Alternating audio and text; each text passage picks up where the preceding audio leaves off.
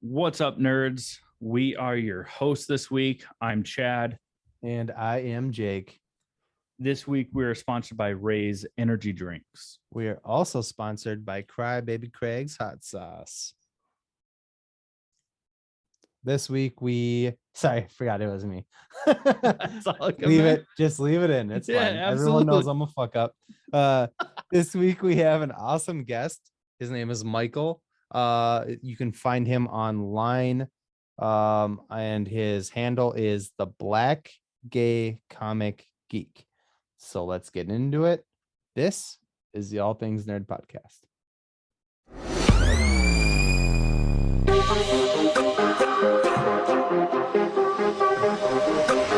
Nerd. Welcome back to the All Things Nerd podcast, your weekly dive into all things nerd. Chadley, how's your week been? My week has been honestly quite uneventful. I no longer have COVID, which is great, but there's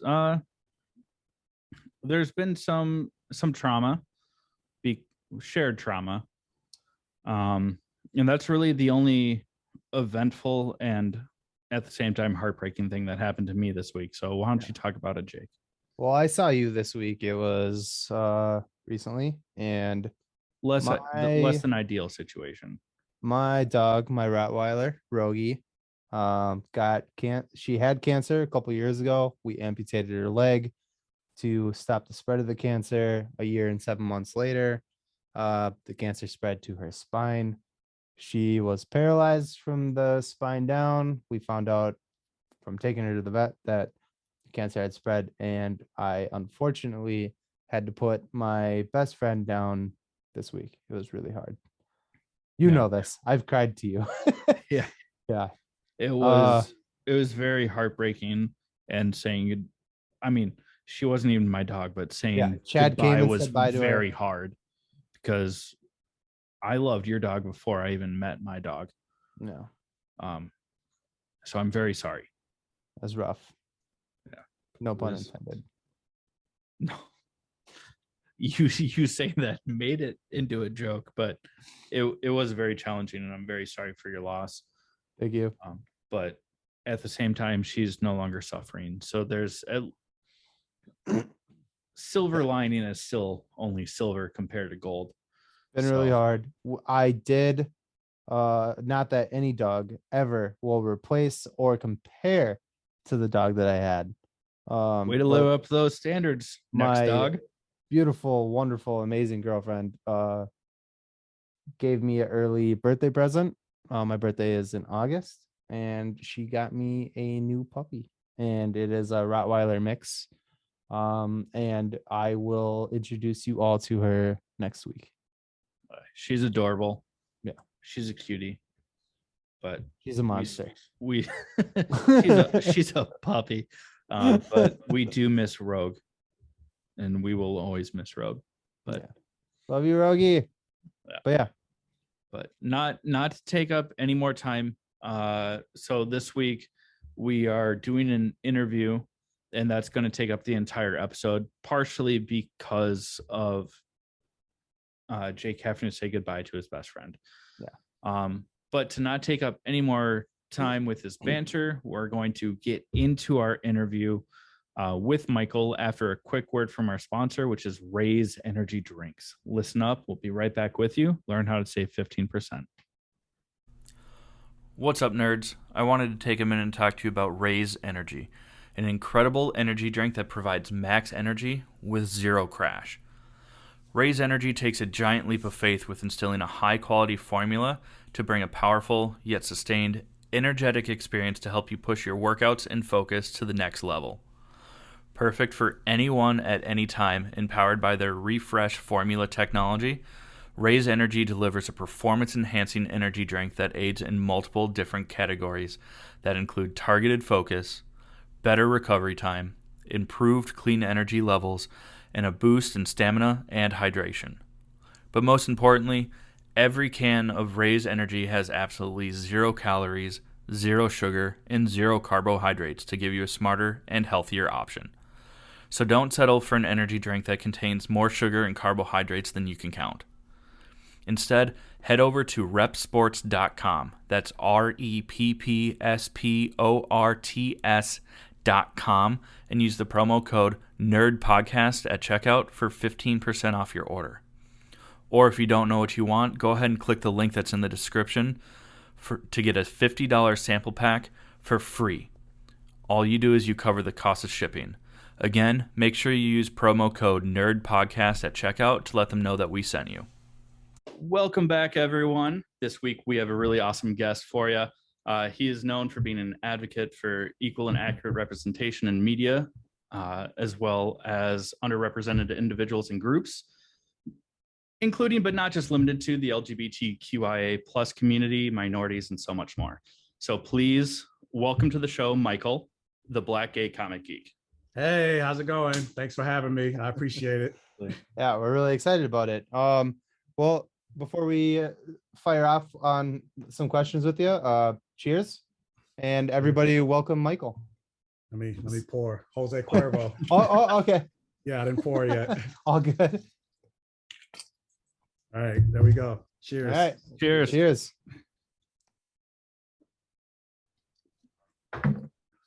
Ooh, I need a lime. So good though. What did you guys have? We also had tequila. All right, we think alike. Yeah. Yeah, I've rocked the 1800 over here as well. I think I got 1800 too, but yeah, that's the first thing Jose Cuervo was the first thing I saw. So Perfect.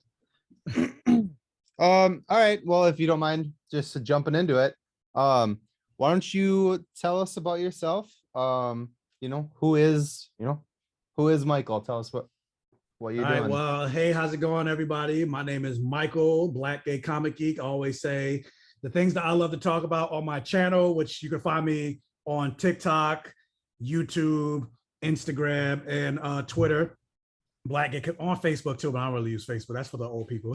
But like Facebook as well. You can find all Black Gay Comic Geek. And I always say the things that I love to talk about has blood, sex, gore, and magic, or any variation of the force. I like to talk superheroes, video games, comic books, action movies, horror movies, sci-fi, fantasy, black, and of course, my name is Black Gay Comic Geek, and I like to talk about black representation and queer representation, or a lot of times the lack thereof in these sci-fi fantasy properties. So that's something that you're interested in, give me a follow and become what I call my safe haven ears, because I always say in my intro of every video, welcome to my safe haven, because that's what I want to create in this content creation space, a space for queer nerds and queer geeks, particularly Black queer nerds and queer geeks, but all are welcome. So Fantastic.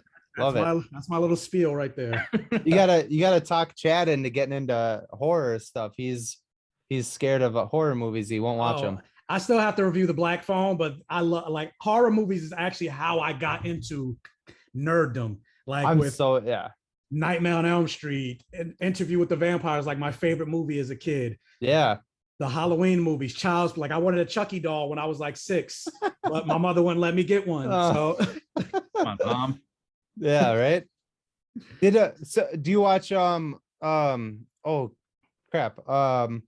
What We Do in the Shadows, the TV show at all? I didn't see the TV show. I saw the movie.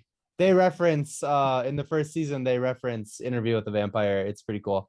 Okay, yeah. I'm actually excited. I'm nervous, but I'm excited about the show that's coming out in I think August. Based interview with the Vampire. They're doing I just saw that like yesterday. Yeah. I wasn't sure how serious to take it, but no, I'm curious because I'm curious of what they're gonna do, because I'm a little nervous about it because they cast Louis as I don't know if you guys are fans of Game of Thrones. Oh yeah. But the person that plays Grey Worm, oh yeah, they cast him as Louis, and I'm like, but Louis is a slave owner in the books, so how does this work that he's black? Right. So I don't know. They said they're changing it to make him an owner of a brothel, but I'm still just like, but that still doesn't really make sense in the 1700s. Yeah. But we'll see what they do. I don't know. It could be incredible. It could be great. Hopefully they have Black people writing that, because like that could be very complicated and Yeah, but like I don't know. We'll see. I'm still curious to see what they do. And then even this the dynamic between Louis and Lestat, like if you have Louis be black, like it just changes their whole dynamic. Like Right. I don't know. I'm not gonna go on a rant It about could it. get But weird. No, go for it. Yeah, we love it. That's what we do. I'm very curious of what they're gonna do because it's not to me. It doesn't make like it's not gonna make sense. The whole way how this whole thing started was Chad and I would just call each other drunk or FaceTime each other drunk and just bullshit about like nerdy stuff. And we were like, hey, let's do a podcast. And we were like, all right. So we love the ranting. I love it. Also, that guy, I already forgot his name, but What's his Raleigh- acronym? Raleigh Ritchie is his like. Raleigh Ritchie is his former name. artist name. He's one of my favorite artists. Like he sings music. I don't know if you have listened to any of his music. I've heard one song. I can't remember which song, but Oh my gosh, he's I can look it up fantastic. right now. What the Jacob Anderson? There we go. Jacob Anderson, yeah. Yeah, he's fantastic. I love his music. His music is so good. I think Constant rotation. You showed Yeah. it to me. I like They were, drunkenly listened to it and I was like, oh my God, it's Grey Worm. And I sent it to him at, whatever time it was. And he was like, I've been listening to this album all day. Yeah, so I'm glad to see him getting more work outside of Game Yeah. of Thrones, but just like Yeah, that could be sketchy. Louis. Yeah. it can cause some issues. And I have the books, like my bookshelf is like right here. So like I have the Interview with the Vampire book. So I'm an Interview with the Vampire fan. I love Oh, yeah. vampires. Like Buffy Yeah. the Vampire Slayer is my favorite. Like vampires were my favorite supernatural creature. Until now I'm more of a magic person. So witches and warlocks and all that. But like, I don't know. It's just I'm just like, I need to see what they do. Yeah.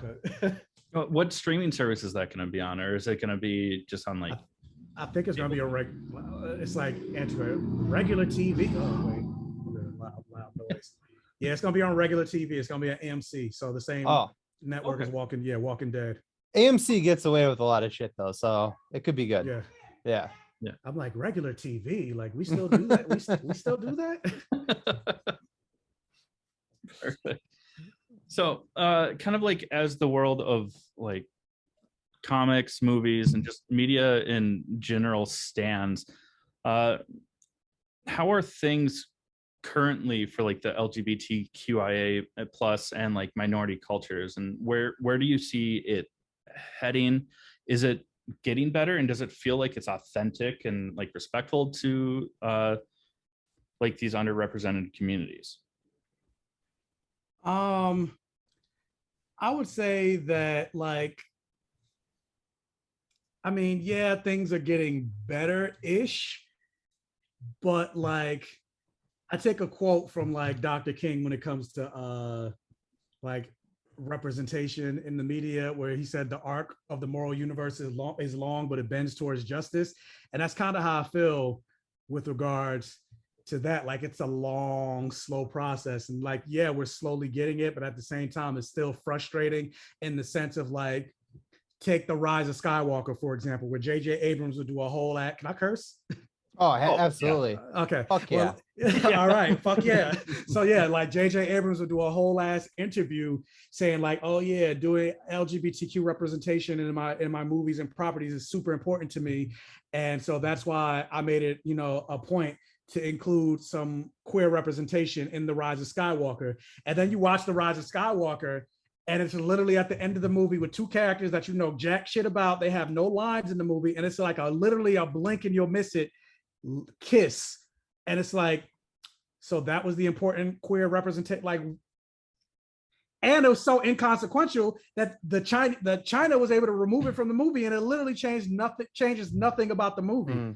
So like, I feel like that's where we are now when it comes to queer representation. Like a lot of it is like a blink and you'll miss it moment. Yeah.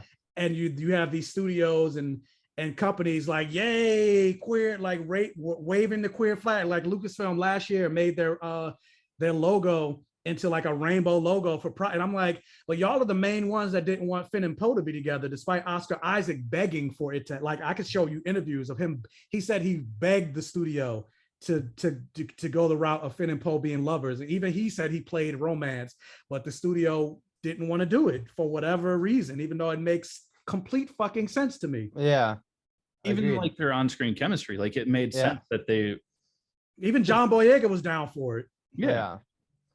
Crazy. And JJ Abrams also did kind of a, like you said, it's like a blink and you'll miss it in Star Trek 3 Beyond, is it? Oh yeah, I didn't see that. I didn't see Uh, that one, but yeah, I heard about like Sulu, yeah. his husband Su- showing up, and they like, Yeah, but it's literally like a snap and you miss it. It's like a hug and a kiss, and that's all they do with it. Yeah. and So it's trash because like straight characters get all types of romance, love, sex scenes, all that other, but it's like when it comes to queer representation in media, a lot of times it's just subtext. I'm tired of subtext. I want fucking text. yeah. Right. Heck yeah.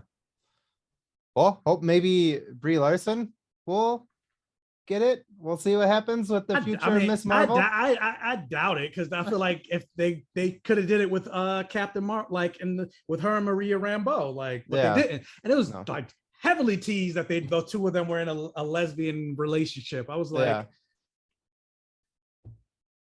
where they even gave her the stereotypical like lesbian haircut. Right. I'm just like, so is it? But then they like tease her and Rhodey may have had, because I mean that is the thing in the comics that her and Rhodey were together. They only just recently broke up, because like it's a whole arc in the comics where, because Carol ended up going to the future. She saw that her and Rhodey weren't together anymore. He ended up having a daughter with somebody else. They haven't revealed who the mother was, and so because of that, she came back to the past and they broke up, because she was like, I went to the future. We're not together anymore. You have a daughter, and I want you. I met that daughter, and I love her, and I want her to be alive. So we can't be together. And it was a whole thing. So weird. But like, yeah, MCU was different. She's told her and Maria Rambeau are totally scissoring each other. Like, I don't care what I don't care what anybody says. It's canon. Just like Poe and Finn, it's canon in my mind. I love it. Head cannons are the best cannons. The fans know these characters well enough to be able to do that. So yeah, I have a lot of head cannons. Like, I'm happy with those storylines. Yeah, Poe and Finn, Maria and Carol. I don't know if you guys watch Merlin, but Merlin and Arthur, they're together in my mind. Teen Wolf, Styles and Derek. Oh, they're 69 in each other during the full moon when Derek's about to change to I have a lot of head cannons. Which one? So I tried watching some of Teen Wolf. I didn't get real into it, but I know who Dylan O'Brien's character was. Dylan O'Brien. Who was the other one? Derek? Derek is the one that's currently playing Superman and Superman and Lois. Tyler Hoechlin. Yeah, okay. Oh yeah, I definitely see that for sure. Yeah, there's some chemistry there for sure. Definitely. Yep. And the thing about this is like, and the thing that irks me is when people hear me say that, is like, they'll be like, their first response is like, why does everything have to be gay, bro? Like, why can't just two men just be friends and it not turn into like a gay thing? And it's like, but it never is gay. Like, that's why people ship, because it's like a self-narrative therapy. Because for the most part, like, name me one mainstream show or movie where they started off as a platonic friendship and then it morphed into a gay romance. It doesn't exist.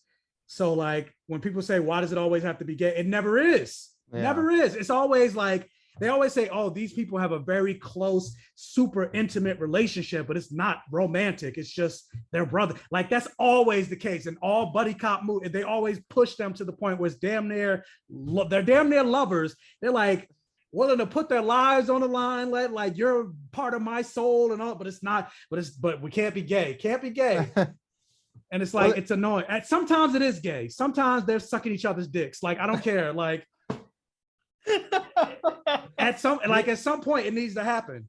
There's a movie. They're working on a movie right now. Maybe they'll switch it up.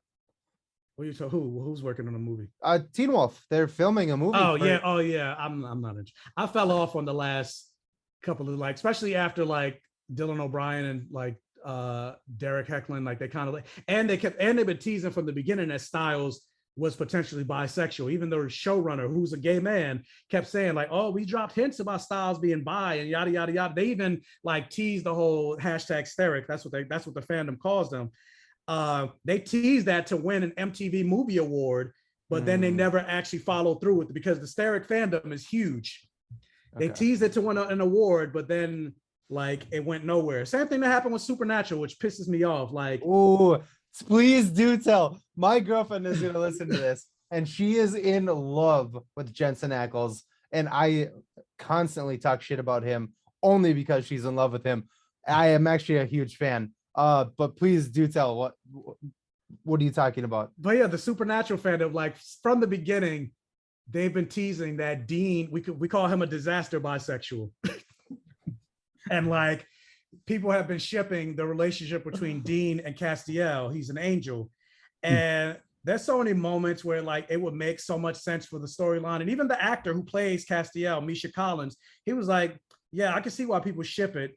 And 15 seasons of the show, they never went that route. They will have them be close, and like to the point that Castiel rebelled against heaven just for Dean. There's moments that he would answer Dean, but not Sam, who's the brother. It was just like, yeah, Dean just, I don't know, something about Dean that he just has an effect on me. And it's just oh my God. There's like so many moments of that. Castiel giving up his wings for Dean, not both the brothers, for Dean. And it's like, straight people don't do that for their friend. Like, but then you get to the very end of the show, the very last episode, that's when they finally came out and said Castiel came out and said he's actually in love with Dean.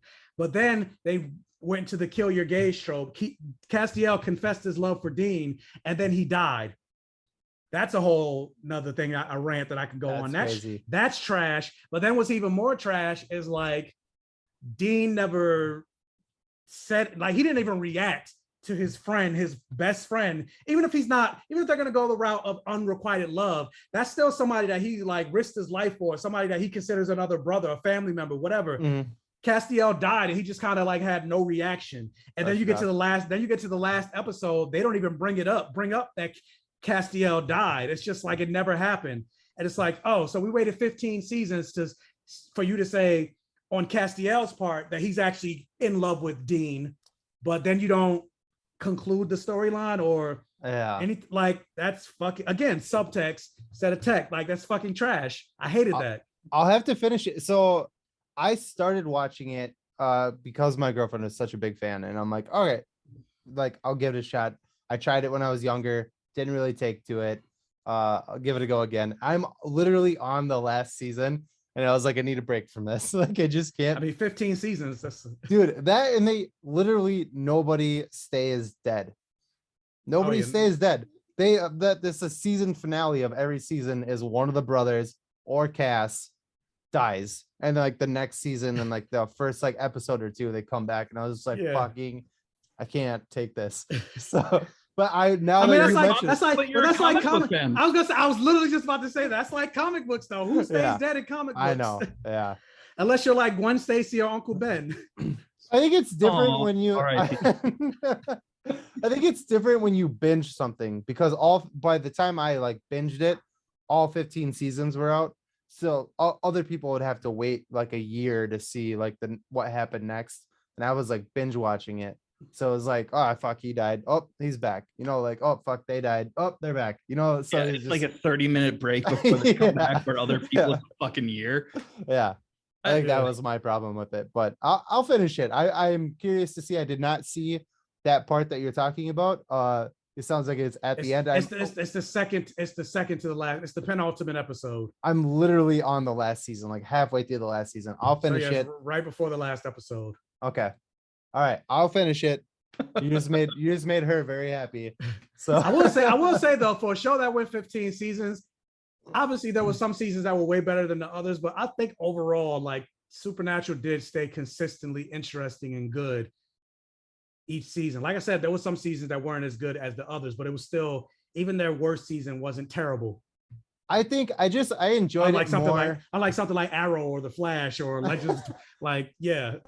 I just enjoyed Supernatural so much more when it was about monsters and vampires and werewolves. Once they brought in like the demons and angels and stuff like that, it just like steered so far away from like where the show started, and that's where I started to fall off from it. Like it was always about demons though in the beginning, because like their father, but then they just made it all about that. After once they introduced those, you didn't get the vampires you didn't get the other creatures. Not really. Yeah. They came up sometimes, but it was mostly it was mostly about the angels and the and the demons. So yeah, Yeah. I can see. I mean, that's kind of what happened with Buffy though. Like Buffy the Vampire Slayer, but then eventually like it stopped. Like vampires were just an afterthought at a certain like. Yeah. It She was wanted- good. I it was watched like Buffy. if you came across a vampire, it was like, oh, you're still here, like. Yeah. Did you watch the spinoff Angel at all or no? Oh yeah, I watched all 144 episodes of Yeah, Buffy. 4 seasons of Angel. And yeah. yeah, 5 seasons of Angel. Was it 5 seasons? I thought it was only Yeah. 4. Yeah. No, Yeah. it was 5. It was 5. Yeah. Those are good. I grew up watching. I was Yeah, maybe I in have- like middle school when those. I have all 5 seasons of Angel on DVD and all 7 seasons of Buffy on DVD. Nice. Isn't there talks of bringing Buffy back, not quite as a true reboot, but just as like a soft reboot where like she's still There- gonna be a part of it, but she's not gonna be like the main. Yeah, I mean, last I've heard, I don't know now about, especially after the whole Joss Whedon debacle with Ray Fisher. Oh yeah. There were talks about doing a spin-off, like 20 years later, and following a new Slayer. And not so much Buffy, but there were talks maybe like Willow might show up or whatever. I think I would rather see a reboot of the movie from the 80s, whereas like no, you didn't like No. the movie? I loved the movie. It was as so a kid- funny. As a kid, because that was my first introduction to Buffy. When I saw it in 1992, I was like, "This is great." But then I went back and watched it. I was like, especially compared to the show, I was But like, it's made yeah. as a comedy. That's why it's I don't know. But whatever. it wasn't supposed to be. That Joss Whedon came out and talked about how what they did with the movie wasn't his original intent. The show was more in line with his original intention. Yeah. All right, fine. But Evil Dead wasn't supposed to be a comedy either. Yeah, that's true. But Yeah, I would love to see a movie of it, and maybe they can make it serious. But I'm just a big fan of like when they rebooted Fright Night and they made it kind of like a comedy, but like super gory. I loved that. I thought it was funny. I would love to see Buffy remade it into a movie rather than a TV series and make it super funny. No, I think that'd be cool. I think it works better as a TV series because there's just Yep. so much and so many characters and so much lore and so many themes Mhm. that you can't get through in a movie. Yeah. That's kind of what I want for young. Right, I want them to have both, but I kind of want Young Avengers to start off as a show, then branch off into a movie. Kind of Mhm. like what they're doing with Falcon and Winter Soldier. Start off as a show, and then you get your Captain America 4. Yeah.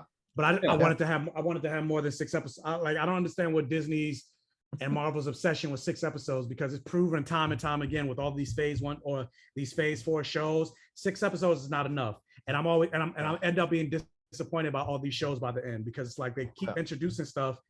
Even Obi-Wan, it's like you're introducing Reva, you're introducing this random Inquisitor, not the Inquisitor, but the girl Tala, I think her name is, that ended up dying. Introducing all these characters and moments that like you don't have time to flesh it out. Yeah, and if you're gonna do shorter episodes or shorter seasons, make the episodes longer. Yeah, like look at what Stranger Things is doing. 7 episodes, and they're all damn near like 2 hours. That is literally like my next question. Oh no, it's not. Damn it. I wish it was. You can skip to it. I already brought it up. So like, so did you finish? Are you caught up on Stranger Things? I'm all caught up. I'm waiting for. I'm ready for. Oh God, where did we have it? I don't think we actually had something specifically about Oh Stranger no, I had Umbrella Academy is what I had. Not. I haven't started Umbrella Academy yet. Oh shit! All right. Well, I haven't started the new season yet, but I have seen it. Okay. Well, Still, probably got to skip that question. no. Then Well, then I don't want to spoil ad anything. lib something about Stranger Oh God, Stranger Things. I mean, shit. Hashtag Will needs to come out as gay. Like I'll be upset. I'll be upset Well, if it does. yeah, if it doesn't happen. Totally. That's perfect. Yeah. Because like they've been teasing it since like season 2. There was a moment where Will and Mike got into a fight, and Mike was like, "It's not my fault you don't like girls."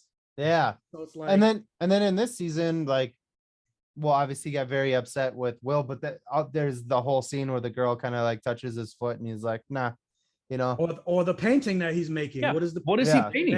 What is Yeah. he painting? Like I think it's a moment between him and Will, like from their childhood or something like that. And it's like, He's Or- totally gay. And the thing that annoys me about it is the actors are coming out like, oh, it's 2022. We don't label sexuality anymore. I'm like, first of all, the show takes place in the 90s. I mean, the 80s. But then also on top of that, like y'all have absolutely no fucking problem labeling Robin as a lesbian. So why is it that you have a problem? Why is it that you have a problem when it comes to Will? Like, is it because he's supposed to be a kid and kids can't be gay? Is that what that is? Is that why you don't want to talk about it? Because like, I think they're gonna go there. I think they're gonna go there. Once upon a time I was a kid and I was gay, like, and I'm still gay. Like, I think they'll go there. I think they'll hopefully respectfully do it. But I think they're gonna go there for sure. And even, I mean, back to that painting. I mean, what if it's not even like a moment from their childhood, but what if it's when he was trapped in the Upside Down, like the thing that got him through it was like his thoughts on Mike, or I guess it could go back to like his, like, that would make like a that sentimental would make sense moment too. of them as being young, but like, because he like doesn't want to show it, but I feel like it's going to be a huge thing, at least for his character, because I don't think it's going to change anything between the dynamic between him and Mike. But I mean, they could still do it in a very respectful way. Yeah, volume one, they didn't really do much. Mike, Will, Jonathan, like.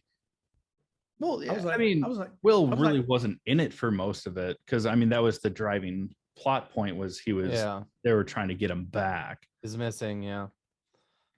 Well, no, I meant this recent volume season 4. Oh, volume. I'm God, sorry, yeah, I missed. sorry. I completely, yeah.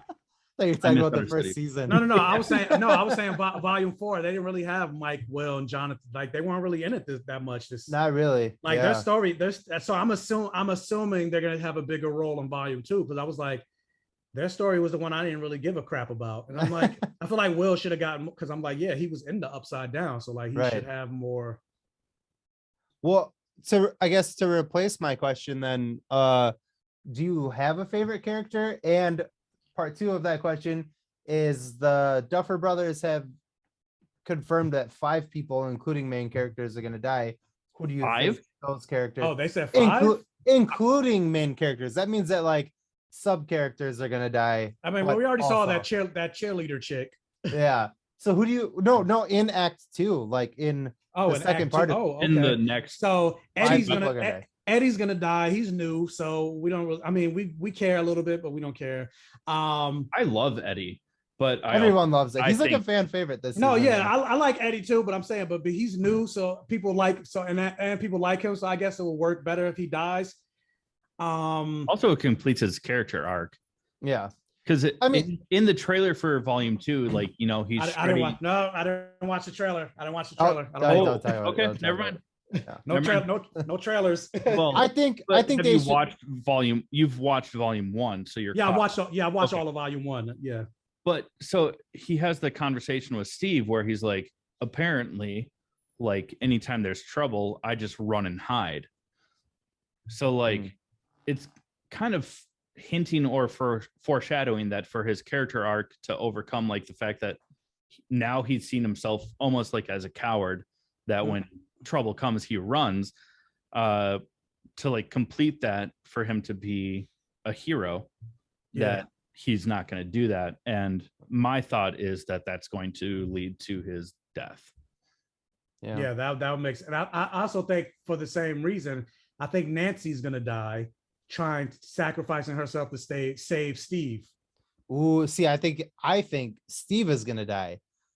I think it would complete his character arc because he consistently calls himself the babysitter, and he's like, why am I always the one that has to do this? And you know, like fighting the bullies and diving in the water, like he's always the one putting himself on like the front line.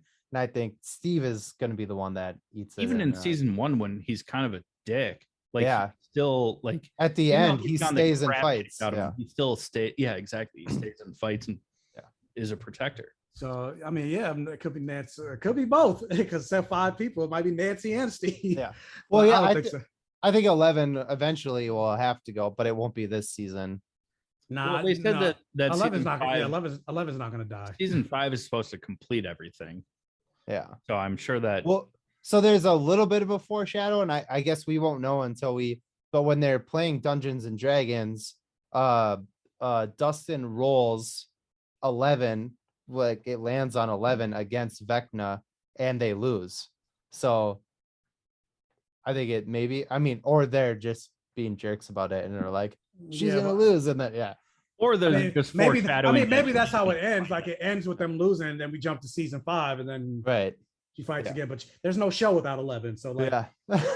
she's not gonna die. If she dies, it's not gonna be till like season 5. But Right. Yeah. I have no fear that they're gonna kill Millie Bobby Brown this season. Like the showrunner for that show. Yeah. Yeah. Maybe Jonathan, because what has he done? What has he done so far? He could go. Honestly, I'm very disappointed in Jonathan this season. He's been kind of comedic Well, as like a stoner and stuff, but like he was always kind of like a voice of reason, but still like a strong like protector in the past couple seasons, like willing to do what it takes to like get his brother back and fight evil. And then now he's just kind of like, I'm useless. I'm just gonna go to community college and smoke weed and it'll be funny, man. And it's like, okay, either they gave up on the character or they're trying to build something for him. And I don't know. Honestly, I feel like they don't know what to do, because and this is something Millie Bobby Brown said, but she was like, yeah, there are too many characters. Like some people need to die. And I completely agree with that. Like, especially when I look at the season, like I mentioned before, the storyline with Will, Mike, Jonathan, and the stoner, like I didn't care about that. Any of the weird dude with the long hair, the stoner guy. Yeah, he was like the comic relief for the season, but he really doesn't do anything. Like the most interesting story is he's typecast as a stoner. No. Yeah, What's the most interesting? The most interesting story for this season was the Vecna stuff with Dustin, Max, Lucas. Except even the 11 stuff was kind of interesting, but even that would not really, like her trying to get her powers back. Like I was interested, but I was like, go get back to Vecna. I don't care about. The only time that her story arc in this season I thought that really became like captivating was in the last episode of Volume 1. When we got the reveal of who Vecna, when it connected it. Yeah, it was just like, oh, cool. Like, oh, Papa is still alive. Which there's a theory going on the internet. I'm like, that would actually make sense of why 11 is so strong, because one is her father. So do you have a favorite character or no? My favorite character is Vecna. 11. 11? Oh, okay. That's super cool. I'm a Steve the Hare Harrington fan. That's my favorite character. Oh, I definitely simp for Steve. Maybe the Demogorgons. Love it. That's awesome. So yeah, I like 11. Yeah, she's dope. They should do something with the pancakes or waffles. They got when she clocked that bitch with the skate, I was like, yes. I hated her. I hated her. She hit her with the front part of the skate too. She fell back. You saw a little bit of blood, and then it just everyone's like, oh my god, that's so brutal. I was like, that's a head injury. When I watch fast at first until it's like, oh, I can leave. And then when I watch either like movies or TV with Nicole or whatever, there's always that character that you just hate, and I'm always like, kill her or kill him. Same thing. So when she grabbed the skate, I'm like, kill her. Bam. That's like, yes. It's so funny. I'm like what Beauty and the Beast, kill the witch or kill the beast. Like obviously when it comes to real life, I'm not about murder. No, of course not. Like, yeah, when it comes to characters, a video, like die. Like I want you to die. I want you to, especially Joffrey. Like I was disappointed by the death. I was disappointed by the death of Joffrey because I felt like it was too easy. I wanted him to die, and I wanted him to suffer. Mm-hmm. It's the same thing with it was the same thing with that girl. I wanted her to suffer with how she treated 11. Oh yeah. At least Joffrey was like throwing up on himself and just like clawing at his throat and like it wasn't as satisfying as it could have been. I will give you that, because I wanted that dude to die. I really wanted Sansa to be the one to kill him, but I wanted it, and then when they're like, they blamed her, but it was like, it wasn't actually her. So like, meh. But yeah, definitely should have been Sansa. would have been so much better. It would have. But I mean, talk about things that could have been better. Like all of season 8 could have been better. But when Oh my God. let's not get into that because I'm gonna get mad again. I'm gonna get mad. I'm still not over it. These are wounds. Have you rewatched it? I can't. I will. And it's funny. easier the second time And it's funny around. because as huge as Game of Thrones was, it's sad that you don't really hear about it anymore because of how disappointing season 8 was. Right. So 2 points. One is a friend of ours who has been on the podcast a couple times. His name is Jerry Ma. He told us about how he has rewatched it and it made it so much. It was like it wasn't better rewatching it a second time, but it was easier to digest because those Less disappointments. disappointing. Yeah. Yeah, you already know are coming, and it made it almost like easier to like. I don't know, like. I liked it the second time around more than I liked it the first time around. And the other point I wanted to make is they are doing a sequel series with Jon Snow as Kit Harington as Jon Snow. So I don't care. I'm like, aren't you the Black Knight in Marvel? Stay over there. Like, yeah, we're done with Game of Thrones. Like, even the prequel series, House of Dragon, like, I don't care. Like, the show marred itself for me based on that final season. Like, all the talk about, because the show said since the beginning, all this Game of Thrones stuff does not matter. It is about the fight, the battle on the wall, the White Walkers. But then it turned out the Game of Thrones stuff was more important. Like, the White Walker shit was over in like 2 seconds. Yeah. It was like, then what were we doing? What were we doing? I would blame that on George. What is it? George R.R. Martin or whatever. George R.R. Martin. By Yeah, the time that the that show son of a- finished, he'd only written the first 5 books, Yeah. which only He coincided. still with the hasn't finished. He still hasn't finished. He's the not final going book. to at this point. in No, time. he's not. Yeah, no, he's not. He's not going to. Jackass. Like, he keeps doing others. Like, I saw he was behind and writing Elden Ring, and I'm just like, write fucking Game of Thrones. What are you doing? Finish. Said that there's 7 books. At the same time, Finish though, it's it. like, because the books have ended and because of the negative reaction that they've got, because I'm pretty sure the way it ended was probably the way he's gonna, not literally the way it ended, but the general conclusion of Bran becoming the king and Daenerys going crazy. I'm sure that was the way he wanted it to go, but because he was doing it in book form, it was going to be way more fleshed out as opposed to the rush that happened in the show.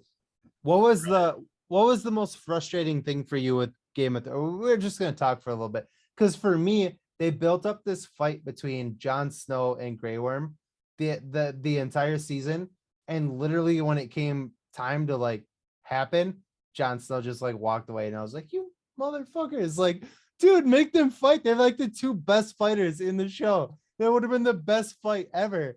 And they just didn't do anything with it. It made me so mad. I don't even think so much about the Jon and Grey Worm. I think more so about they built it up for Jon, you know, the prince who was promised, yada, yada, yada. And then, They just exile him. Not even just that, but like, Arya came out of nowhere and took out the Night King, and it's like, that's fine if you want to do that, but like, justify it, because they had her go through this whole training montage of the many faces, the faceless man, and yada yada. She only used that power one time to take out Wilder Frey. Walder Frey and his family. Yeah. But like, I thought it would have made sense to like, maybe if she took the face of the man, I can't think of the man's name, that kept coming back to life and then he finally died, like maybe take his face, pretend to be a White Walker. Because how did she get through all the White Walkers? Like, not once did she ever, like, it would make sense if they gave her that power to use it to take out the Night King. But they just show her like jumping. Yeah, they just show her jumping at him. You don't know how she got to that. Yeah, but how did she get to that point? Yeah. It doesn't make sense. And that's the thing that they did a lot in the last, because a lot of times in Game of Thrones, it would take like episodes to get from, like, look how long it took for them to get from like King's Landing to the north. Then there were moments like, how the fuck did Daenerys fly all the way from Storm, whatever the fuck the name, the place that she was at. She got from there all the way to the north in like not even a whole episode. Yeah. And it was like, what? Same with Arya when she went from what's the name of the place where the no face people? Bravos. Yeah, she went from there to where you were talking about, where she killed that family like in minutes. And that's not something that, and that's not something that Game of Thrones was known for doing, or even giving people plot armor. Like when Jaime fell in, like he was escaping Drogon and he jumped into the water to save himself, wearing not tons, obviously, but like hundreds of pounds of fucking gold armor. How the fuck did you swim? And he swam to the other side of the. How did you do that and not drown? Like, he didn't take the armor pieces also off. with only one hand. Yeah, the other hand was made of metal. You should have drowned. And not only just that, but he was carrying what's his face? Oh yeah, dude, your chemistry, right? Like, you might be one of my favorite interviews. This is awesome. Thank you. Most people you're not just saying that because it's Pride Month, are you? No. Most people just kind of like answer our questions and then we move on. You know, like the fact that, I mean, we're nowhere near. We're somehow on Game of Thrones right now, and that was never a part of. Like, I love this. This is so much fun. This is what we want. Natural. I tell you, words of affirmation is like my number one love language. So keep the compliments going. Like, absolutely, yeah. I live off of it. It's like Dragon Ball Z. Lend me the spirit bomb. You're giving me spirit bomb energy right now. Oh, it's so much fun. I don't even know where we are. I have like this pulled up on here, and I don't even know. We decided to take question 3. Hey, you nerds. Do you love spice? Supporting small businesses? What about enhancing the flavor of your favorite foods?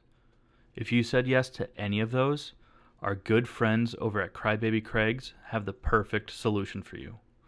Crybaby Craig's is a pickled habanero and garlic hot sauce that goes perfectly with your favorite foods, adding the perfect amount of spice and enhancing the flavor of everything it touches.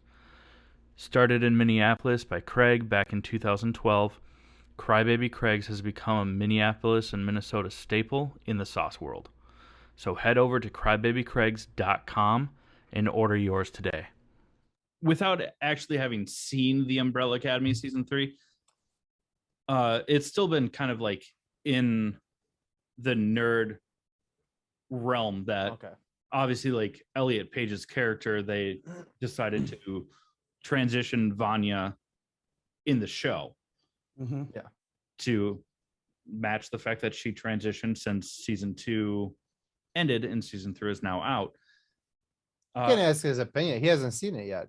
Can't like ask his. Well, it has nothing to do with the show, but the fact that they did that. Do you think that like more shows should do that for characters to be rewritten to fit like actors' identities, especially if that transition, not necessarily like the transgender transition, but like if a character comes out as, you know, being on like part of the LGBTQ IA plus, like should the characters be rewritten to fit the actors?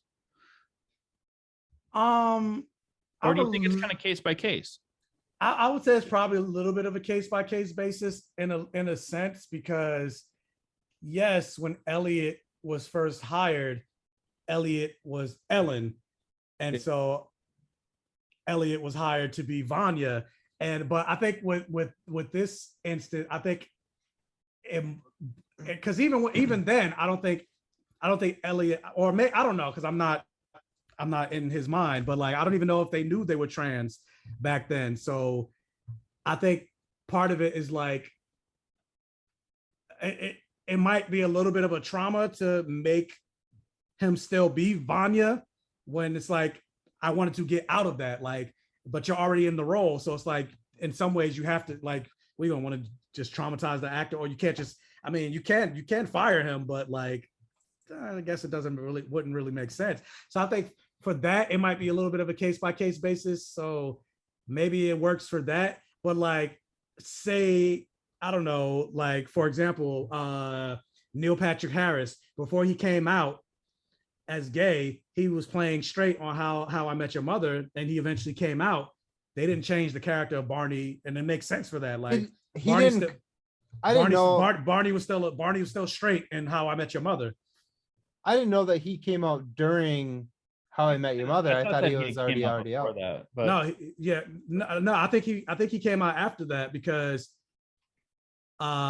the reason I remember reading, and I mean, correct, I could be wrong, but I think he came out while he was on the show, and I think I remember reading that the only reason he came out is because somebody was blackmailing him. Oh, Oh, oh, And which I can relate, kinda, sorta. Nobody blackmailed me, but like the reason I came out is because somebody outed me.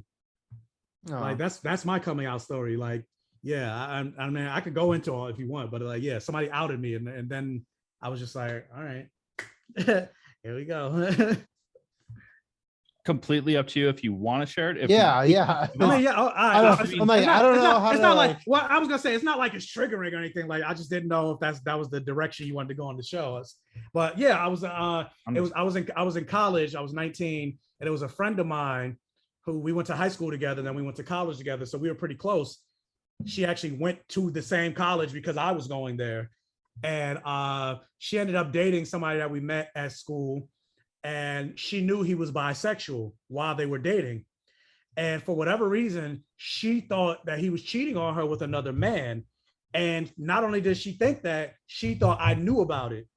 And I was telling her, like, look, as far as I know, he's not cheating on you. And if he is, I know absolutely nothing about it. But she didn't believe me.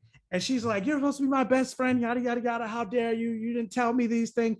Like, she just didn't believe me. So she went and told our circle of friends in college that I was gay and that I had a crush on one of our friends in that circle. So it made, who was straight. So it made our relationship pretty awkward because I didn't tell him I had a crush because I knew it's not going to be reciprocated. So like, what's the point? So, but that made our relationship pretty awkward. But on the flip side, though, it was everybody in that circle. It was their lack of reaction that made me go, oh, so maybe it's not a big deal. Okay, so they were gay. cool about it. Yeah, so they were just like, they didn't even react. They were just like, oh, okay. Yeah. And well, so that made me go, oh, okay. Well, good for them. And years later, Black Gay Comic got a fucking rainbow flag behind me. So that's what's up, though.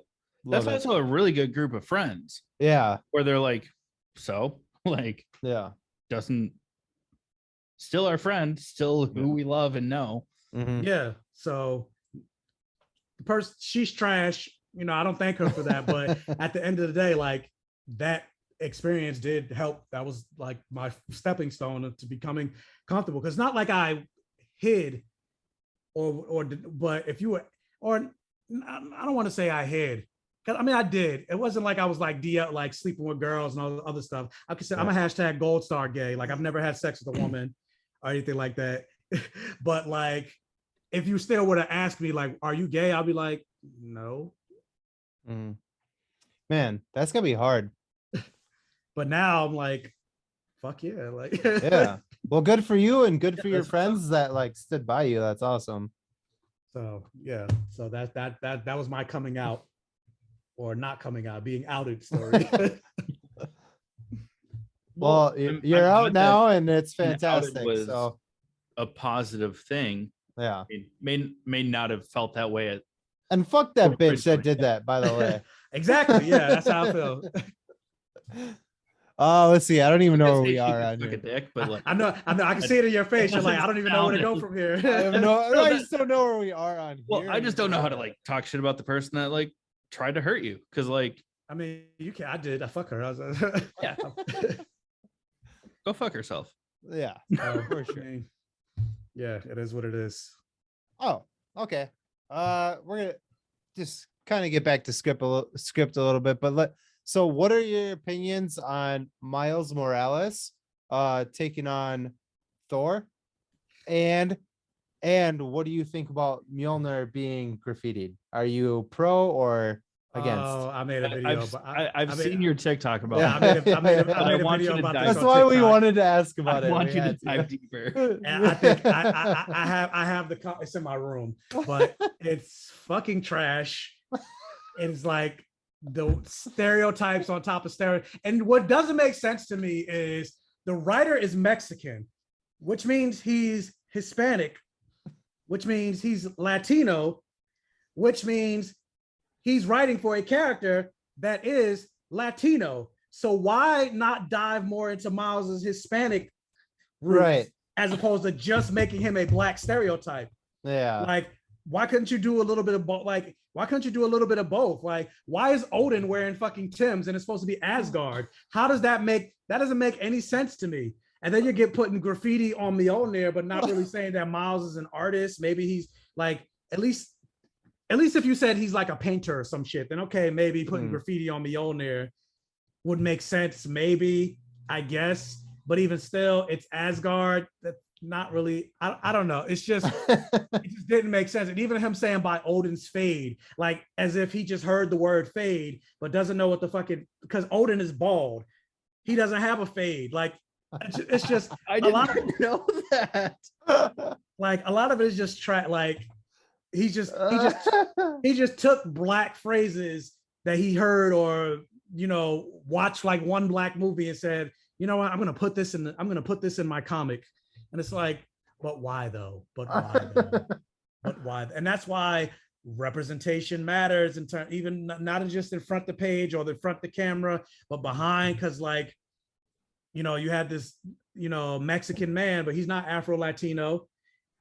Then not only just that, but then you got the artist, the editor, because editors had to approve this shit. Right. And more than likely they were all white, because most of Marvel's editors are all white. So like you had white editors approve, like, oh yeah, by Odin's fade, that's good. Let's print it. Throw it the print. And it's like, no. It's I don't know if you saw Jordan Peele Get Out, but the woman that's like, no. Oh yeah. It's like that. That's how I felt. I'm like, no. Love that. Yeah, it's trash. All right. So to kind of piggyback off of that, like in your opinion, I mean, you kind of already touched on it just throughout like our conversations, but like what changes and progress is needed to see better representation in like comics, movies, media, and what are you seeing that's good? Honestly, I want them, especially in the realm of comics, I want them to reboot the whole shit and start all over again. Like, and they had a perfect opportunity to do that with Marvel's Secret Wars. And it's been done, you know, several times. I mean, not at least in Marvel, not really. They did like soft reboot. DC, they do it all like New 52, but even New 52 wasn't really a reboot because all the Batman lore stayed the same. All the Green Lantern lore stayed the same. It's just other characters that kind of got a reboot, but then even then, not really, because some of the old stuff still stuck, but then it didn't make sense because if they're trying to say they only existed for 5 years, it wouldn't make sense for like Batman to have 5 Robins and a Batgirl and a spoiler and like, so it's like they did it, but they didn't do it. But then in Marvel, they never really rebooted. Like all the stuff that existed before Secret Wars is still prominent today. And I've always said the before, ultimate timelines versus, you know, well, yeah, Ultimates, the Ultimates, but even then it wasn't really taken because the main timeline still existed. I'm talking about like start from scratch. I scrap it and just start from the. Yeah, I don't mean like an alternate universe. I mean like everything. Because the reason I say that is because, and this is something I said before, because most of these characters, Green Lantern, Wonder Woman, Superman, Spider-Man, Fantastic Four, Iron Man, Hulk, etc., the majority of these characters were created when Jim Crow was still the law of the land, when Black people were still being segregated, when women didn't have rights in this country, when you had women couldn't even get a credit card in their own name until like 1975. Gay people were still getting locked up in prison for having sex in the privacy of their own home with like Lawrence v. Texas, which wasn't until 2003, which is not that long ago. So like if comics were created today, they wouldn't be as straight and white as they are now. And part of the problem that you have with comics, and one thing I like about the MCU versus comics is like they actually get to evolve and stay that way. Like Chris Evans is not coming back as Captain America. If he does, maybe it'll be like one time as a one-off, maybe like a prequel of like people talking about him. They're doing like a Disney Plus show of him returning the Infinity Stones. But right now, it's Sam Wilson.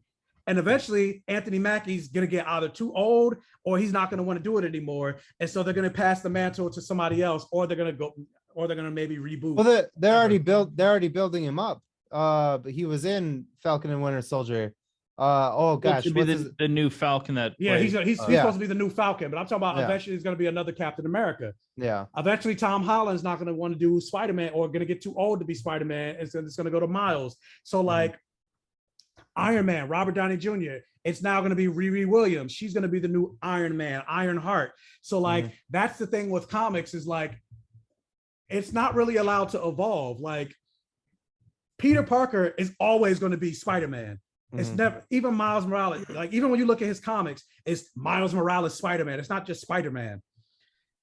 Iron Man is always going to be Tony Stark. I see what Yeah. you're saying. You So, want like- them to scrap with a completely new person as those characters, not as Iron Man, like, but like you want like it to be like a no-name person being. Well, not even just that, but Spider-Man. like let it evolve because, like I said, most of these characters were created when Jim Crow was the law of the land. So because of that, like even when they made Sam Wilson Captain America in the comics, it went right back to the status quo. When Ben Reilly takes over as Spider-Man, it goes right back to the status quo with Peter Parker. When Miles temporarily it goes right back to the status quo. Like when Wolverine, when Laura Kinney becomes Wolverine temporarily, when Wolverine died, it goes right back. Like it goes right back to the status quo. Like so, it's like they don't really get to evolve. How Barry, even with Wally West being the Flash, what happened? Now it's back to Barry Allen again. So it's like they don't really like I mentioned, comics don't get to evolve, and then also because of that, that's why you get like a little bit of backlash where they try to evolve it in a sense where, like, for example, they have Bobby Drake come out as gay. And then you have people like, well, it wasn't gay. He wasn't gay before. And it's like, because we're not really allowed, because people always say, well, why don't you just create new characters? Because for the most part, they're not really allowed to thrive for the most part. Because always, when you do create new characters, people whine. Like when you make Jane Foster Thor, people whine. It's like, oh, I want Thor Odin's son back. Ugh. So it's like, yeah, like that. So it's just like, let it evolve more. Because not only has society changed, but audiences have changed. People that didn't have political power have political power now. People that weren't really making mainstream content are making mainstream content now. People that weren't really reading comics back then are now reading comics now. So it's like we want to see more characters like how the world is. Like, for example, I say for me, like if I wanted to cosplay as a Black gay superhero, who do I got?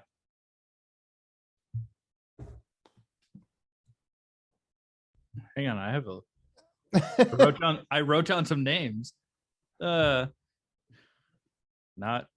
much.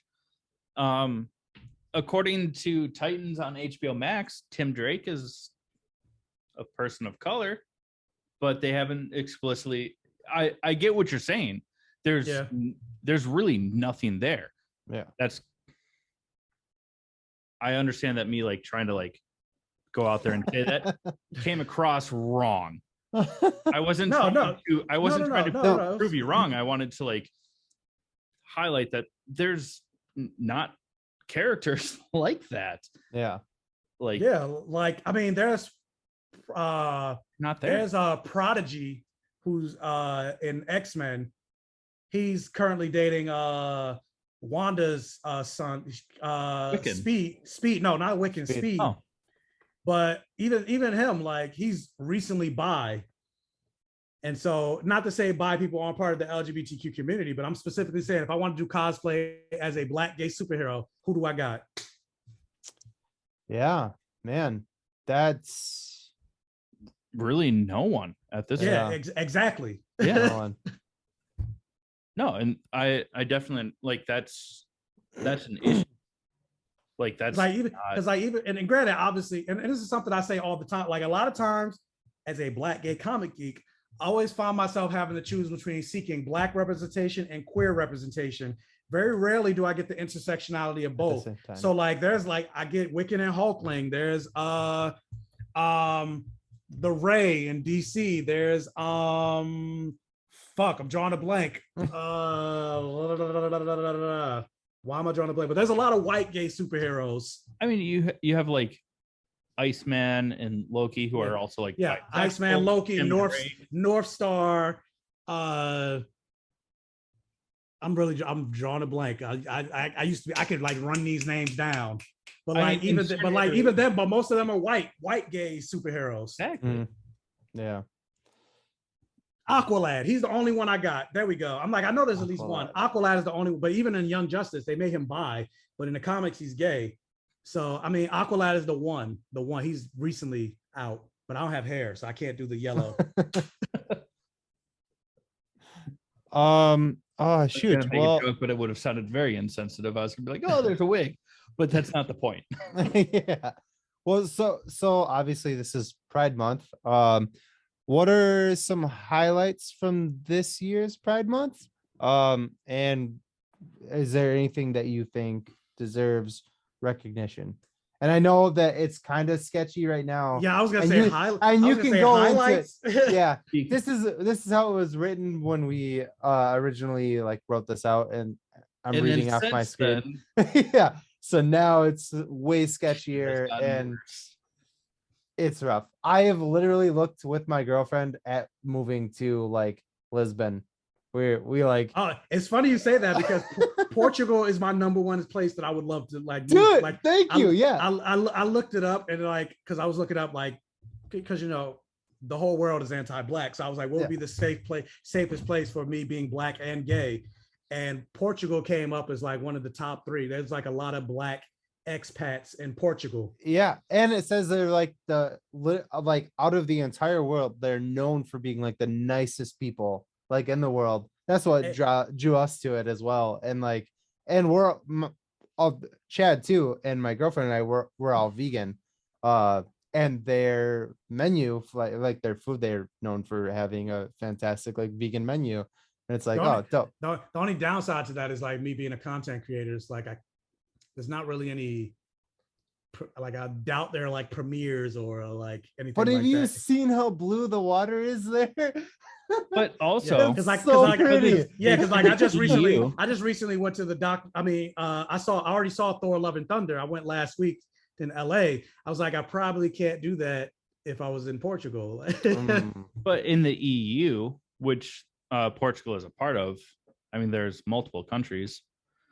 So I'm sure that they have some. Well, I guess the UK Brexit isn't really part of it anymore. So maybe yeah, not. I mean, I guess I would try to have to maybe see what's going on because I mean, there's I don't know if you guys follow Theories by T over on TikTok, but he's a content creator. I mean, he lives in London, so I mean, he gets screeners too. So maybe I would just have to go, and maybe not Portugal. I would have to like commute back and forth to London or whatever as a content creator. I don't know. That sounds so horrible. You have to go to London. Oh no. Yeah, no, I mean, Well, yeah. considering the fact that like all of Europe is like the East Coast to barely the Midwest. That Yeah, like it's easy to travel around. Like the train goes everywhere. So yeah. So I mean, maybe, but then I would have to I'll have to figure it out. But I would love to, especially like not even just because of the state of America, but just in general, I would like to live overseas for like at least a year or two, just to experience, you know, a different type of life. And then on top of that, America's trash. Yeah. All right. So let me reiterate my question a little bit then. So is there in this absolute ridiculous chaos dumpster fire political of a country, is there anything positive that you can say about what's happening right now? I mean, not politically, but like for you and like maybe like other people that are like standing up, and like, is there something positive that we can pull out of the fucking shitstorm that's happening right now? Well, yeah, I would say the positive thing about like what's going on, not even necessarily now, but just the way society is now. Like even just for example, the fact that I could exist on a, you know, a platform and like not even just that, but be openly and proudly gay and black and be given opportunities to express myself. And it's not to say everything is peaches and rainbows, because I'll get homophobia, racism, all of that, but even still, like I'm able, you know, to be, and then other people like openly becoming more open and proud to express their queer identity, come out as non-binary, trans, lesbian, etc., demisexual, pansexual, all of, the alphabet mafia going strong. So I think that's the positive that we can take from it. Like, representation equals normalization, and the more representation we get, somebody like a Lil Nas X could not exist maybe 5 years ago. Yeah. And Right. granted, Yeah. he's still getting backlash, but he still exists and he's still thriving. Yeah. That wouldn't have, like I said, just 5 years ago, that wouldn't have been the case. Like, he wouldn't have been able to sell anything. Oh, yeah. So that I would say is a positive. Just getting more, because like I said, more representation equals normalization. So let's get more of it. Love it. Yeah. Hashtag- Also, fuck everyone. No, hold on. that is Let him- not No, nice. no, I was good. Sorry, I didn't mean to. I did No, not. that's fine. I was gonna say hashtag fuck the straight agenda, but yeah. Yeah. Along those lines. Yeah. People that are like throwing out hate, like, fuck them. Like, Yeah. that's We've not the majority. That's not who we are as a nation. Yeah. They can go fuck themselves. And we've already fun. said on this Disappearing. podcast, like, if you're not cool with that, like, don't fucking listen to our podcast. Like, Yeah. we don't want you here. Yeah. So Not a And huge podcast to begin with, but that's the thing that annoys me when it comes to like people that try to be anti-gay. They always try to talk about, oh, what about the children? Or why do you have to push sex on children? And it's like, y'all think more about gay sex than even me as a gay person. It's like being gay, being queer, being trans, being bi is more than just about who you're scissoring or whose dick you're sucking or whatever. Like, it determines the spaces that you feel comfortable or not comfortable entering, the friends you feel comfortable, the people you feel comfortable making friends with, the policy decisions that you support. It could also be something as small as like the shows that you're interested in. Like, there's sometimes I will watch a show just because I see that they have a gay character on it. And so it's like, it determines more than just who you sleep with, but it's because I also see some people like, oh, because actually somebody said this on my comment section on TikTok. It was like, oh, you're one of the few gay content creators that I follow because you don't make it your whole personality. I'm like, it is my whole personality. Like, it's literally my content. Like, I talk about Black and queer representation. And then, like I said, it's my whole person. It determines what I talk about. It determines what I like. It determines who I talk to. It determines who I don't talk to. So it is my personality. So when I hear people say, oh, why do you have to, like, for example, the Disney show Luca, I was like, I don't know if you watched Luca, the picture. I loved Disney it. Plus. Loved I was like, they're totally queer. Like, they're totally gay. The two kids, right? Yeah, the two kids. And people were like, oh, why are you sexualizing kids? I didn't say anything about sex. Yeah. I said they're gay. Yeah. It's not about sex. It's about just the two of them, or like Alberto, the allegory of like his father wasn't around anymore. His father kicked him out. What reason would his father kick him out? Like, he's a sea monster and his father would be a sea monster. What? Other than maybe he's gay. Like, if the story isn't about them being like two gay kids, their first love or first crush or whatever, what's the story really about? Like, they go into an anti-sea monster town. That's an allegory for being gay. When they come out as sea monsters, there are two women, specifically two women, that reveal themselves, because representation equals normalization. So they reveal themselves to be sea monsters too. You see Luca and Alberto when they're leaving each other on the train. Alberto's chasing after him. It starts raining. They're both crying, and he becomes his true self, his sea monster self, and like, it's all gay allegory. Like, I made a whole video on YouTube of why Luca is gay, and fuck the director for, like, he's wrong. He doesn't know what his own story is. But dude, I that's amazing. I watched the movie. I loved the movie, and I never picked up on that. But while you're explaining it, I'm just like, Alberto, oh my God. I would say Alberto's gay, Luca's bi, because he had a crush on that other girl too. And that's what made Alberto jealous. But it's still it's definitely a queer story. It's fantastic. Holy cow. I can't believe I'd never picked up on that. It's crazy. I mean, well, you're straight. There are things that straight people won't see. Like, that's why I make content. Yeah. And that's why it's so fantastic to have you on the show. This is amazing. Like, you can point out these things that two dum-dums like us just goes don't pick right up over on. our head. I mean, it's not even about being dumb, but it's not your experience. So, like, Right. Yeah. Hi, man.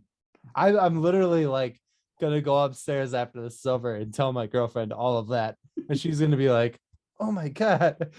So I'm like, I know no, it. I'm like, watch my YouTube channel of all the examples of how I pointed out that why Luca's gay, and then go back and watch Luca, and then like hit me up and tell me. Will do. And I will follow you on everything that I have, at least once we're off of here. So look out for me, because I'm gonna follow you. All right. So this is kind of changing direction a little bit. So it actually has little to do with the original interview, but so this coming weekend we Has have zero to do with it the... has zero to do. That's that's fine. I was like, what question are you on? Hit me with it. So we're going to be doing a live stream. Jake mentioned we're both vegan, but we're still going to do like the Hot Ones challenge. And I don't want us to answer the question here, but so we're going to do like vegan wings with the season 16 Hot Ones challenge, like hot sauces. But we want to answer questions as we're burning the shit out of our mouths. If you had a question to ask someone who's in the nerd culture, like us specifically, what would your question be to watch us try and burn the shit out of our mouths, suffer through some hot sauce, and try and answer a question about nerd culture or nerd realms, fan castings, fan theories? Literally anything you want that you can think of, and then we'll answer it on our live stream. Not to put you on the spot. Yeah, Yeah, I I was decided like- to put you on the spot. Yeah, I was like, oh, I gotta think about that. I can't. So it's a question that you guys will be answering, or you're asking somebody else? If you It ask would us be now, us we would answering. answer it Yeah. on our live stream.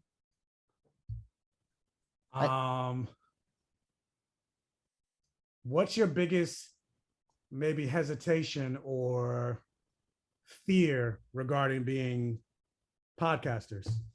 Oh, that's Ooh. a good question. I like that. Are you writing it down? Yeah, I am. Okay, fantastic. And then are you okay with us name dropping you Yeah. when we answer that question? Okay, cool. Yeah, that's fine. And then kind of like final words before we wrap it up here. Why don't you tell us how do people find you? Where can our listeners, the not as many as we hope we have someday, but the ones that we do have, it's all a work in progress. You grow, Yeah. If you're consistent, the people will come. Yeah. That's one thing you learn. And then you gotta try not to pay attention to the algorithm, because I have over 100,000 followers on TikTok, and sometimes I'll post a video and like it gets less than 300 views, and I'm just like, am I trash? Like, do I suck all of a sudden? But it's like, no, the algorithm won't even show it to your followers, but you just got to keep on pushing, try not to pay too much. Like, obviously, you want as many people and eyes on you, because I know I do. I want to make this a full-time job. I'm tired of working on 9 to fucking 5. But like, yeah, so you just got to keep pushing and be consistent. But yeah, if you want to hear me talk about how Thor is actually bisexual, but they don't want to go with it because it's straight agenda, or anything of those examples, or whatever, like, hit me up, Black Gay Comic Geek. Again, you can find me on TikTok, YouTube. Those are where I do most of my videos. TikTok, I mostly do commentary on culture and nerd things, and YouTube is where I do actual like reviews, like Umbrella Academy. I'll eventually be reviewing that. Stranger Things, The Boys, etc. Paper Girls is about to come out at the end of the month, which I actually got a screener for, so I'm gonna watch that. But yeah, you can check me out there: Instagram, TikTok, YouTube, Facebook, Twitter. And so yeah, that's really all I got. Hell yeah. And to elaborate on those last words,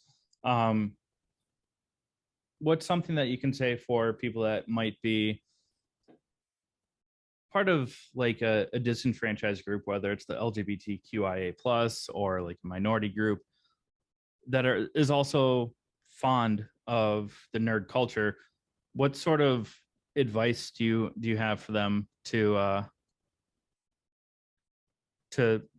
persevere and, not give up on their identity, because obviously this country kind of is trying to tell them to. I would say, despite everything that's going on, and these are words that I take to heart, and also why I continue to push and be out there, is I want to be the person that I wish I had when I was a kid. Because, to go off on a tangent really quick, mentioning like Buffy the Vampire Slayer being one of my favorite shows of all time, there was a website that I joined. It's like a D&D website, more or less, but it's like an online role-playing site where you create a character based in the Buffy the Vampire Slayer world. You don't create characters from Buffy, but like, for example, my character was based off of Willow, but he was a warlock, but it wasn't Willow because you're not allowed to create characters from the show. But I based that character off my personality profile and made him a warlock.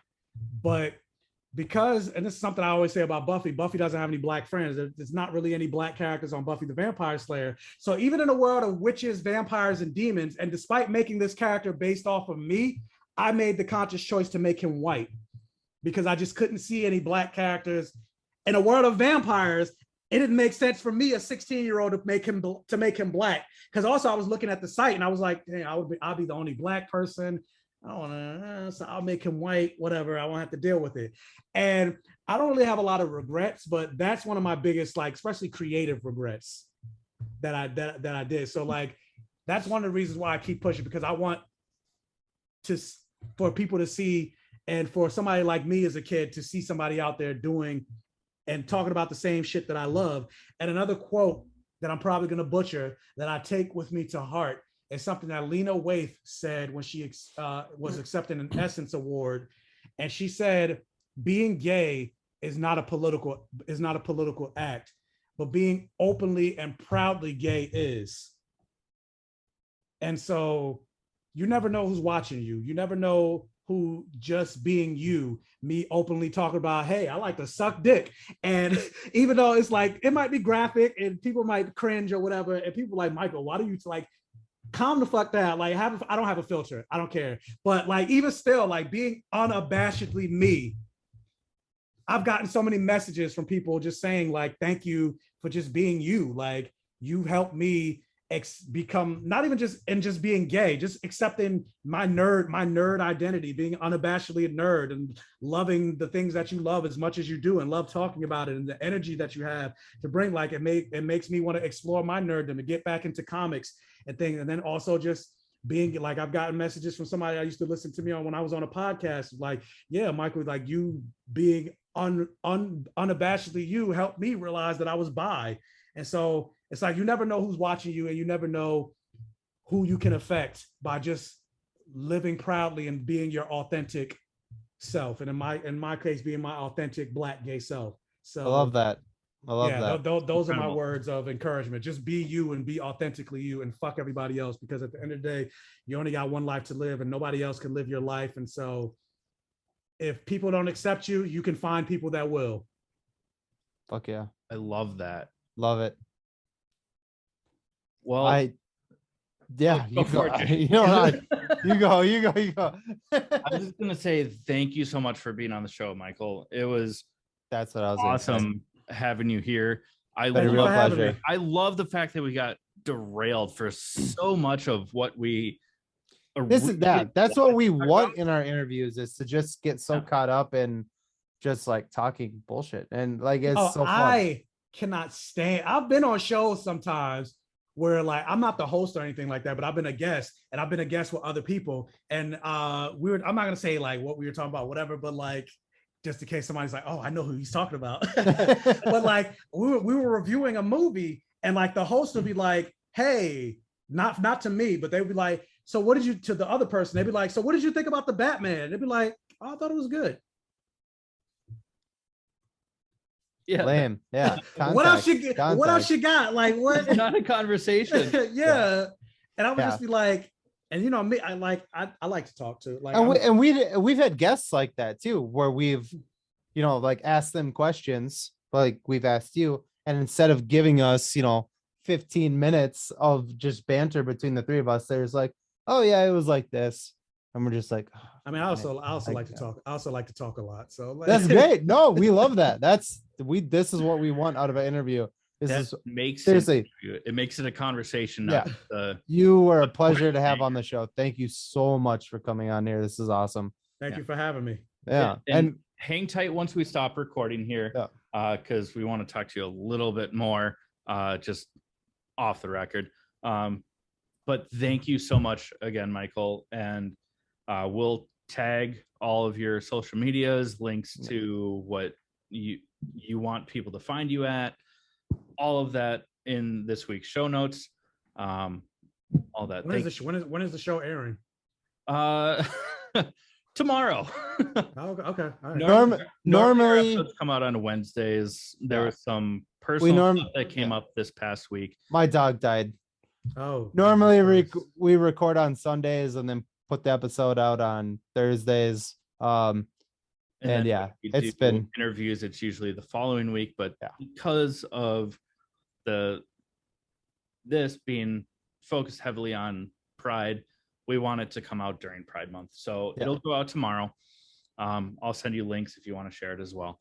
But thank you so much. Yeah. We're so happy that that we made this work, because I know we had to schedule earlier in the month. Yeah. But, random. I'm like, look, is that testicles on your mic? yeah, it's a ball sack. I was like, what? I'm like, am I seeing that right? They glow in the dark. Wow. I was like, are we teabagging somebody? Like, what is happening? That was the original concept, was like to just be like, because it'd be funny. All right. Yeah. I mean, I'm gay. I'm for it. The plan was we were both supposed to have them.